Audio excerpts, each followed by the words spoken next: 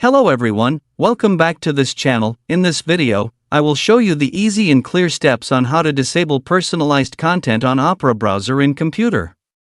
So how to disable personalized content on Opera browser in computer? Make sure you keep watching this video until the end. Let's get started right away.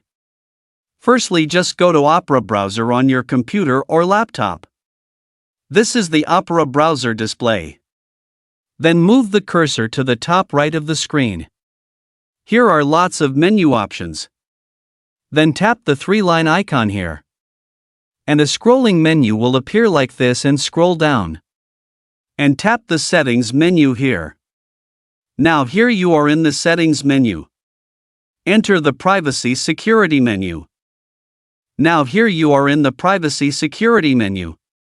Next, tap menu privacy consent settings. And it will appear like this. And tap personalized content. This feature allows users to disable personalized content in Opera browser on their computer for a more neutral and private browsing experience. So that's it, the tutorial how to disable personalized content on Opera browser in computer. Thank you for watching.